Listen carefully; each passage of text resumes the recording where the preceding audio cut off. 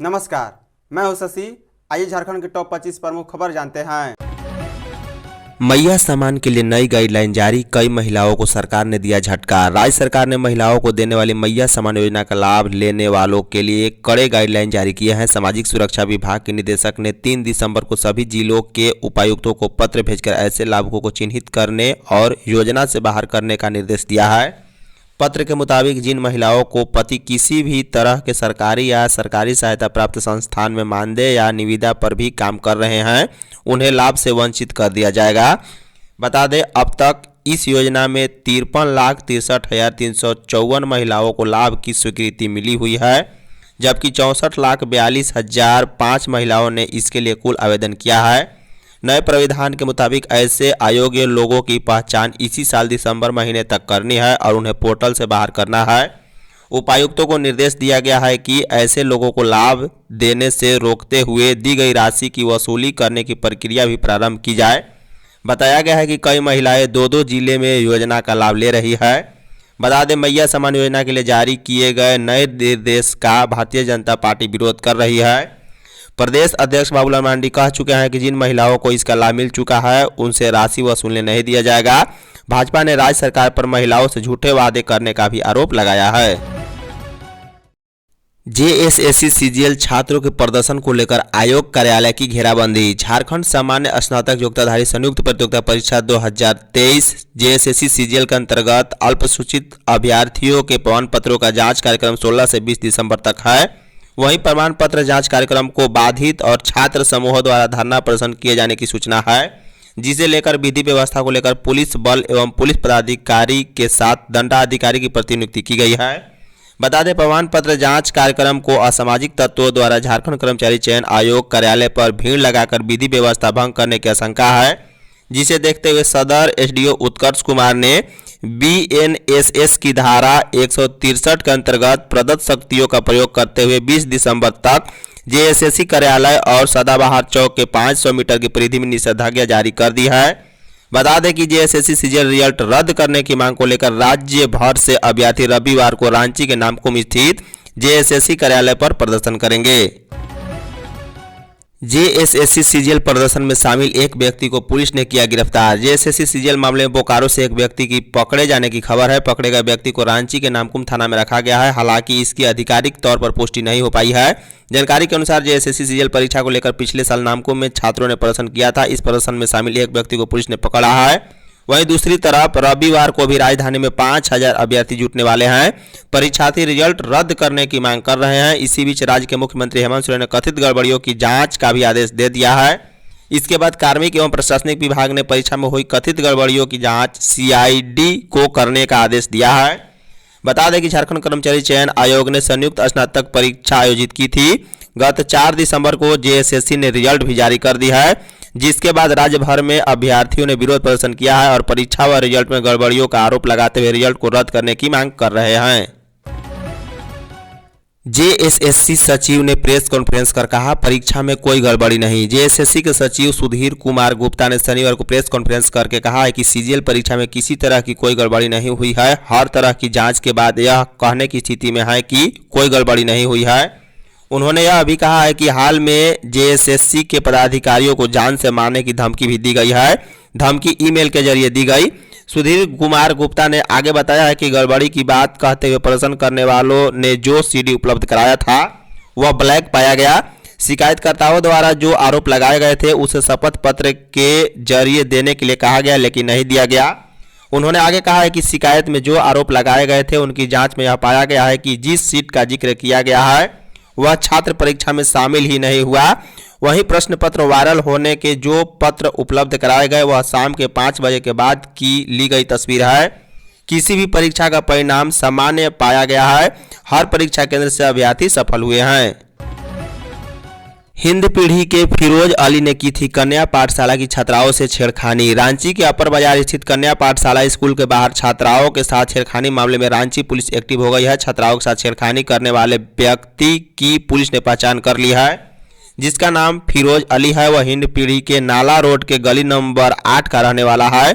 Police को फिरोज अली के बारे में जो सूचना देगा उसे 10,000 रुपये इनाम दिया जाएगा। सूचना देने वाले का नाम भी गोपनीय रखा जाएगा। बता दें, छात्राओं के साथ छेड़खानी मामले में सीएम हेमंत सोरेन ने संज्ञान लिया है। सीएम ने रांची पुलिस को आरोपियों के खिलाफ कड़ी कार्रवाई करते हुए सूचित करने का आदेश दिया है। रांची में 1000 करोड़ की लागत से बनेगा रिम्स 2 अस्पताल। स्वास्थ्य मंत्री इरफान अंसारी ने कहा है कि रांची में 1000 करोड़ रुपए की लागत से नया मेडिकल कॉलेज और अस्पताल बनाया जाएगा। उन्होंने शुक्रवार को नामकुम स्थित RCH सभागार में हुई समीक्षा बैठक में विभाग को इसका प्रस्ताव तैयार करने का निर्देश देते हुए कहा है कि इस संबंध में वह स्वयं से लेकर मुख्यमंत्री हेमंत सोरेन से बात करेंगे। उन्होंने राज्य में 1000 नए PHC तथा सुदूरवर्ती क्षेत्रों में 500 स्वास्थ्य उपकेंद्र बनाने का भी प्रस्ताव तैयार करने का निर्देश विभाग को दिया। मंत्री ने सभी अस्पतालों और स्वास्थ्य केंद्रों में 10 वर्षों से अधिक समय के सभी मशीन उपकरणों को बदलने के भी निर्देश दिए हैं। लातेहार में सड़क हादसा में युवक की मौत, सड़क जाम। लातेहार में सदर थाना क्षेत्र के सीसी गांव निवासी एक पॉलिटेक्निक छात्र जितेंद्र कुमार गुप्ता की शुक्रवार रात एक सड़क दुर्घटना में मौत हो गई है, जिसके बाद आक्रोशित परिजनों ने शनिवार को 100 के साथ 10 बजे NH75 को जाम कर दिया। इस वजह से वाहनों का आवागमन 4 घंटे तक ठप रहा। दोनों ओर से वाहनों की लंबी कतार लग गई। जाम कर रहे परिजनों ने सदर थाना प्रभारी प्रमोद कुमार सिन्हा पर कई गंभीर आरोप लगाए हैं। बता दें, परिजनों का कहना है कि सड़क दुर्घटना के बाद जिस वाहन ने जितेंद्र को धक्का मारा वह 3rd रेलवे निर्माण कार्य का था, जिसे न्यू पुलिस लाइन में दुर्घटना के बाद परिजन और ग्रामीणों ने पकड़कर थाने भेज दिया था। वहीं देर रात कंपनी की मिलीभगत से सदर पुलिस ने उस वाहन को छोड़ दिया। झारखंड में अब 15 दिन में बन जाएगा जाति और निवास प्रमाण पत्र। झारखंड सरकार के कार्मिक विभाग ने अपने अधीन राज्यवासियों को दी जाने वाली सेवाओं की समय अवधि निर्धारित कर दी है। यह सेवाएं जाति प्रमाण पत्र और स्थानीय निवास पत्र के संदर्भ में है। जिला स्तर पर जारी जाति प्रमाण पत्र की समय अवधि 15 दिन और अनुमंडल स्तर पर 30 दिन तय की गई है। इसके साथ ही स्थानीय प्रमाण पत्र भी 30 दिनों के अंदर जारी होगा। सेवाएं देने वाले और अपीलीय अधिकारियों की भी भूमिका तय की गई है।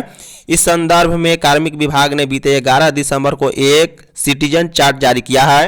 विभाग ने संबंधित अधिकारियों को यह भी निर्देश दिया है कि आम लोगों द्वारा शिकायतों का निपटारा प्रत्येक सप्ताह किया जाना सुनिश्चित करें। उपायुक्त को अधिकृत किया गया है कि वे 15 दिनों के अंदर इसे जारी करेंगे।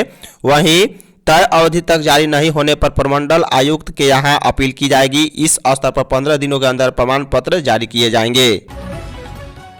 JSSC आयोग के कर्मचारियों और अधिकारियों को मिली जान से मारने की धमकी। झारखंड संयुक्त स्नातक स्तरीय परीक्षा 2023 का परिणाम जारी होने के बाद से अभ्यर्थी आंदोलनरत है। लोग परीक्षा रद्द कर CBI जांच की मांग को लेकर अड़े हुए हैं। वहीं आंदोलनरत छात्र इस कदर आक्रोशित हैं कि अब आयोग के कर्मचारियों और अधिकारियों को जान से मारने की धमकियां तक मिल रही है। हालांकि धमकी देने वाले लोग छात्र हैं या कोई और, इसकी पुष्टि नहीं हुई है। पुलिस को इसकी सूचना दे दी गई है। इसे लेकर सभी थाने को सतर्क कर दिया गया है।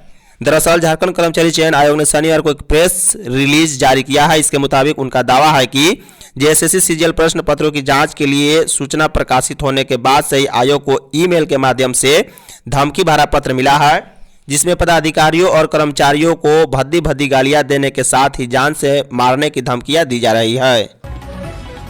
साहेबगंज में बोले सीएम हेमंत, पिछड़ेपन के कलंक को मिटाना है। झारखंड के मुख्यमंत्री हेमंत सोरेन शनिवार को साहेबगंज के बरहेट विधानसभा क्षेत्र अंतर्गत वीर शहीद सिद्धू कान्हू के जन्मस्थली भोगनाडीह पहुंचे, जहां सिद्धू कान्हू की प्रतिमा पर माल्यार्पण करने के बाद विभिन्न योजनाओं का शिलान्यास, उद्घाटन और परिसंपत्तियों का वितरण किया।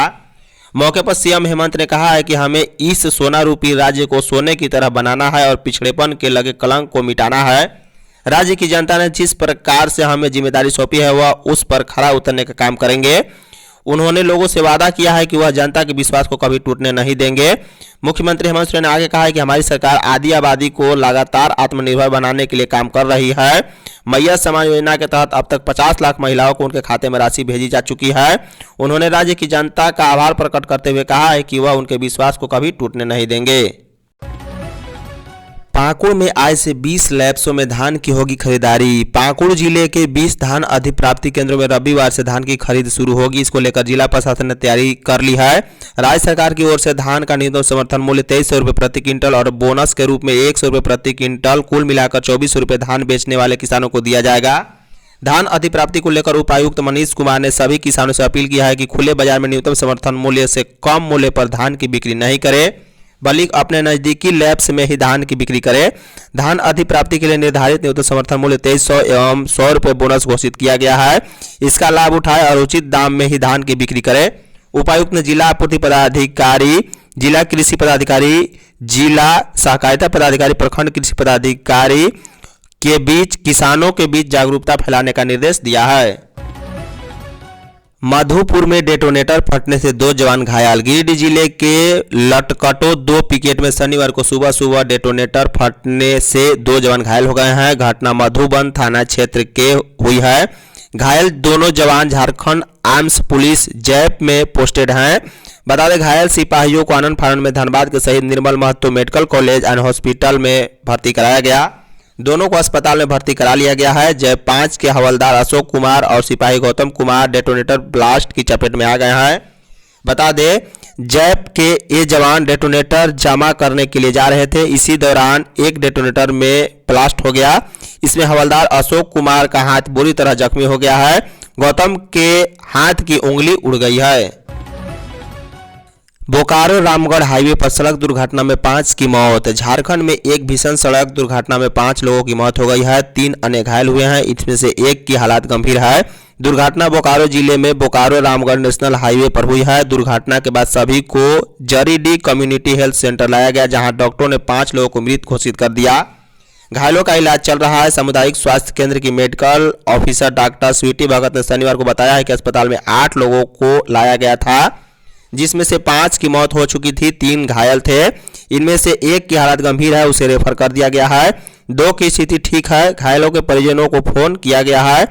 वहीं 1 घंटे बाद वे पहुंचे। बोकारो जिले के कसमार थाना क्षेत्र के दांतू गांव में शुक्रवार की देर रात NH 23 पर डाक बांग्ला के सामने सड़क जाम की वजह से एक कार खड़े ट्रेलर से टकरा गई है।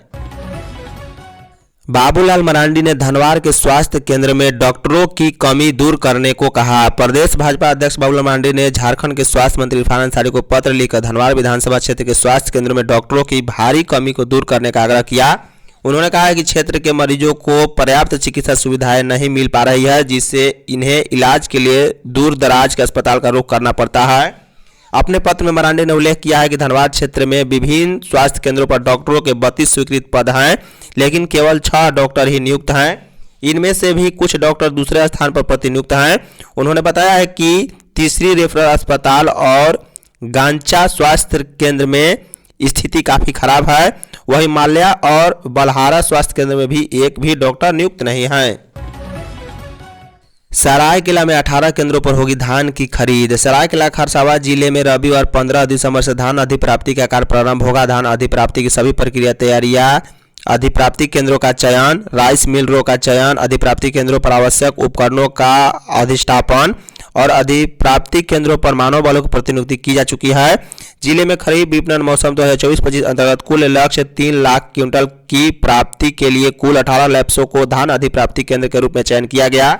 इसके साथ ही कुल 6 राइस मिलरों को इसके लिए चयनित किया गया है। रविवार 15 दिसंबर को जिले के खरसावां लैब्स, नारायणपुर लैब्स और रोंगड़ी लैब्स में धान अधिप्राप्ति का शुभारंभ किया जाएगा। शेष 15 अधिप्राप्ति केंद्रों में भी किसानों से धान क्रय कार्य प्रारंभ किया जाएगा। इस वर्ष धान का दर बोनस सहित कुल 2400 रुपये प्रति क्विंटल निर्धारित किया गया है। रामगढ़ पुलिस ने जन शिकायत समाधान कार्यक्रम के लिए जागरूक किया। सिविल कोर्ट रामगढ़ में शनिवार को राष्ट्रीय लोक अदालत का आयोजन किया गया। प्रधान जज आलोक कुमार दुबे, जज संजय कुमार और SP अजय कुमार शामिल हुए। राष्ट्रीय लोक अदालत में आए आवेदकों को लोक अदालत के संबंध में जानकारी दिया गया और उनकी लंबित मामलों के संबंध में जानकारी प्राप्त करते हुए निष्पादन भी किया गया। इस दौरान रामगढ़ पुलिस के द्वारा स्लॉट लगाकर महिला अत्याचार, उत्पीड़न, साइबर क्राइम, सड़क सुरक्षा, बाल यौन शोषण पीड़ित को मिलने वाले मुआवजे के संबंध में 18 दिसंबर को सिद्धू कानू मैदान रामगढ़ में आयोजित होने वाले जन शिकायत समाधान कार्यक्रम के संबंध में लोगों को जागरूक किया गया। साथ ही रामगढ़ जिले के सभी थाना OP प्रभारी के द्वारा भी अपने अपने क्षेत्र में आयोजित होने वाले जन शिकायत समाधान कार्यक्रम के संबंध में लोगों को जागरूक किया जा रहा है। मेदनी राय मेडिकल कॉलेज अस्पताल चाइल्ड वार्ड में लगी आग। पलामू के सबसे बड़े अस्पताल मेदनी राय मेडिकल कॉलेज अस्पताल के चाइल्ड वार्ड में बीते आधी रात को अचानक आग लगने से अफरा तफरी मच गई है। आग की घटना के बाद वार्ड बॉय और नर्स ने तत्परता दिखाते हुए आग से निपटते हुए उपकरण से नवजातों को अलग किया और फिर वार्ड में भर्ती सभी 8 नवजातों को दूसरे वार्ड में शिफ्ट किया गया।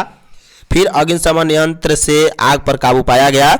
घटना की जानकारी के बाद पलामू DC शशि रंजन ने भी वार्ड का जायजा लिया और वार्ड को जल्द ही ठीक करने का निर्देश दिया है। कन्या पाठशाला की छात्राओं से छेड़खानी मामले में सीएम हेमंत ने कड़ी कार्रवाई का दिया निर्देश। रांची के अपर बाजार स्थित कन्या पाठशाला स्कूल के बाहर छात्राओं के साथ छेड़खानी मामले में सीएम हेमंत ने संज्ञान लिया है। सीएम ने रांची पुलिस को आरोपियों के खिलाफ कड़ी कार्रवाई करते हुए सूचित करने का आदेश दिया। सीएम के आदेश के बाद पुलिस के अधिकारी शनिवार को मौके पर जांच करने पहुंचे हैं।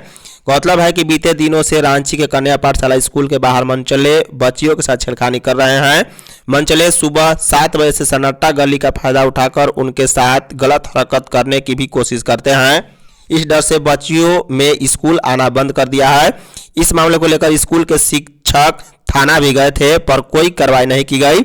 यह पूरी वारदात सीसीटीवी में कैद हो गई। फुटेज में साफ दिख रहा है कि एक बदमाश लड़कियों के साथ कैसे बदसलूकी कर रहा है। संगठित अपराध के खिलाफ कार्रवाई जारी। झारखंड में संगठित आपराधिक गिरोह के खिलाफ एटीएस और जिला पुलिस की कार्रवाई जारी है। इसके बाद भी संगठित अपराध से जुड़े अपराधी गोलीबारी, रंगदारी और वाहनों में आगजनी जैसी घटनाओं को अंजाम दे रहे हैं। फिलहाल झारखंड के 8 जिले संगठित अपराध की चपेट में हैं। इनमें रांची, धनबाद, जमशेदपुर, बोकारो, लातेहार, चतरा, रामगढ़ और हजारीबाग जिला शामिल है। इन 8 जिले में अलग अलग आपराधिक गिरोह सक्रिय हैं जो रंगदारी वसूलने के लिए आए दिनों कारोबारियों को धमकी देने का काम कर रहे हैं। रंगदारी नहीं मिलने पर वे हत्या और गोलीबारी जैसी घटनाओं को भी अंजाम दिला रहे हैं। बता दें, झारखंड के जेल में मोबाइल फोन के इस्तेमाल पर रोक के बाद ही संगठित अपराध पर लगाम लग पाएगी। पूरे झारखंड में 31 जेल हैं जिनमें 7 सेंटर, 17 जिला और 6 अनुमंडल कारा है। झालसा के कार्यकारी अध्यक्ष ने नेशनल लोक अदालत का किया ऑनलाइन उद्घाटन। झारखंड हाई कोर्ट के न्यायाधीश सह झालसा के कार्यकारी अध्यक्ष सुजीत नारायण प्रसाद ने राजधानी रांची के डोरंडा स्थित न्याय सदन में राज्य में आयोजित नेशनल लोक अदालत का ऑनलाइन उद्घाटन किया। उन्होंने राज्य स्तर पर 1030 नई विधिक सेवा केंद्रों का भी लॉन्चिंग किया है। बता दें कि पूरे राज्य में राष्ट्रीय लोक अदालत के 300 बेंचों का गठन किया गया। सभी जिलों में डालसा के द्वारा 10 लाख से अधिक पक्षकारों को नोटिस भेजा गया है। झारखंड हाई कोर्ट के न्यायाधीश सह झालसा के कार्यकारी अध्यक्ष सुजीत नारायण प्रसाद ने कहा है कि नेशनल लोक अदालत में पूरे भारत में हम दूसरे स्थान पर रहे। सरकारी कर्मचारी के परिजन भी उठा रहे मैया सम्मान का लाभ। राज्य में मैया सम्मान योजना का लाभ अयोग्य महिलाएं भी ले रही हैं। राज्य सरकार को लगातार इससे संबंधित शिकायतें मिल रही है। पहले से सामाजिक सुरक्षा पेंशन योजना का लाभ लेने वाली महिलाएं योग्य नहीं होने के बावजूद मैया सम्मान योजना के तहत सहायता राशि पा रही हैं। कई लाभुक ऐसी भी हैं जो एक से अधिक जिलों और बैंक खातों के माध्यम से योजना का दोहरा लाभ प्राप्त कर रही हैं।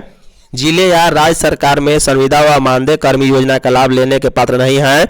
बावजूद इसके वैसी महिलाएं भी योजना के तहत राशि ले रही हैं। पारिवारिक पेंशन ले रहे कई सेवानिवृत्त सरकारी कर्मियों के परिजन को भी मैया सम्मान का लाभ मिल रहा है। इसके अलावा ईपीएफ धारी महिला व आयकर अदा करने वाले परिवार की महिलाएं भी अयोग्य होने के बावजूद योजना का लाभ ले रही हैं। झारखंड में आज चलेगी शीतलहर। झारखंड में कनकनी बढ़ गई है। कई जिलों में शीतलहर देखने को मिल रहा है। मौसम विभाग का कहना है कि राज्य के कई जिलों को अभी शीतलहर से राहत नहीं मिलने वाली है। 15 दिसंबर को रामगढ़, बोकारो और धनबाद में शीतलहर चलने की संभावना है। वहीं 16 दिसंबर तक मौसम शुष्क रहेगा। अधिकतम तापमान 24 से 25 डिग्री के आसपास रह सकता है। रांची स्थित मौसम विज्ञान केंद्र का कहना है कि अगले कुछ दिनों तक मौसम का मिजाज इसी तरह रहेगा। राज्य में कड़ाके की ठंड पड़ेगी। बीते 24 घंटे के मौसम की बात करें तो झारखंड के चाईबासा में सबसे अधिकतम तापमान 29.8 डिग्री सेंटीग्रेड दर्ज किया गया, जबकि सबसे कम न्यूनतम तापमान 4.5 डिग्री सेल्सियस गढ़वा में दर्ज किया गया है। वहीं ठंड का कहर राज्य में ऐसा है कि जमशेदपुर और डाल्टनगंज का पारा भी 10 डिग्री से नीचे चला गया है। स्कूलों में बच्चों को दी जाएगी स्वस्थ रहने की ट्रेनिंग। भारत सरकार की ओर से स्कूली बच्चों के स्वास्थ्य संवर्धन का प्रयास किया जा रहा है। इसी कड़ी में स्कूली शिक्षकों को खास तौर ट्रेनिंग दी जा रही है ताकि वे बच्चों को आजीवन स्वस्थ रहने के लिए जरूरी आदतें अपनाने में मदद कर सकें। इसी के तहत बच्चों और स्कूल कर्मियों के स्वास्थ्य को बेहतर बनाने के लिए भारत सरकार का आयुष्मान भारत कार्यक्रम के तहत विद्यालय स्वास्थ्य एवं कल्याण कार्यक्रम का आयोजन किया गया, जिसके जरिए सरायकेला खरसावां जिले के गम्हरिया स्थित डॉयट में 5 दिवसीय ट्रेनिंग कैंप का आयोजन किया गया। इसका समापन शनिवार को हुआ है। इस कैंप के दौरान सरायकेला खरसावां जिले के सभी प्रखंड से 173 शिक्षकों ने प्रशिक्षण प्राप्त किया है। जेएसएससी सीजीएल के छात्रों के प्रदर्शन को देखते हुए प्रशासन अलर्ट। झारखंड कर्मचारी चयन आयोग द्वारा ली गई सीजीएल परीक्षा का विवाद थमने का नाम नहीं ले रहा है। आयोग द्वारा दस्तावेज सत्यापन के लिए लिस्ट जारी होने के बाद 15 दिसंबर को आयोग कार्यालय के घेराव का फैसला लिया गया। अभ्यर्थियों के प्रदर्शन को देखते हुए जिला प्रशासन विधि व्यवस्था को दुरुस्त करने में जुट गया है। उपद्रव करने वाले छात्रों को कैंप जेल में रखने की व्यवस्था की गई है। पुलिस के जवानों को पूरी तरह से अलर्ट कर दिया गया है। बता दें, शनिवार को ग्रामीण SP Sumit Kumar Agarwal, ADM law and order लगातार आयोग कार्यालय के आसपास जगहों का निरीक्षण किया। वहीं डीआईजी अनूप बिरथरे देर शाम आयोग कार्यालय पहुंचे और सुरक्षा व्यवस्था का जायजा लिया। बता दें कि मुख्यमंत्री हेमंत सोरेन ने भी परीक्षा में गड़बड़ी की शिकायत को देखते हुए सीआईडी जांच के आदेश दे दिए हैं। गोड्डा चौकीदार बहाली में धांधली के खिलाफ शहर के मुख्य चौक जाम। गोड्डा चौकीदार पद पर सीधी बहाली को लेकर प्रकाशित विज्ञापन के आलोक में गोड्डा जिला प्रशासन की ओर से सूचीबद्ध अभ्यर्थियों की लिस्ट सार्वजनिक होने के बाद बवाल शुरू हो गया है। सूची में धांधली का आरोप लगाते हुए छात्र छात्राओं ने शहर के मुख्य कारगिल चौक पर सड़क जाम कर दी। अभ्यर्थियों का आरोप है कि सूची में कई अनियमितताएं हैं। वैसे अभ्यर्थियों का नाम सूची में जोड़ दिया गया है, गोड्डा जिले से बाहर के हैं। ग्रामीण बीट भी सही नहीं है, जबकि चौकीदार पद पर बहाली के लिए पहली और मुख्य योग्यता उस क्षेत्र का मूल निवासी होना जरूरी है। जिसके अलावा लिस्ट में वैसे अभ्यर्थियों को भी शामिल किया गया है जो परीक्षा में शामिल नहीं हुए थे, और जो परीक्षा में शामिल हुए थे उनका रिजल्ट भी नहीं दिया गया। विरोध प्रदर्शन कर रहे छात्रों की मांग है कि महागामा में 2 दिन बाद शुरू होने वाली शारीरिक जांच परीक्षा रोक दी जाए और पारदर्शिता तरीके से नई लिस्ट जारी की जाए। धन्यवाद।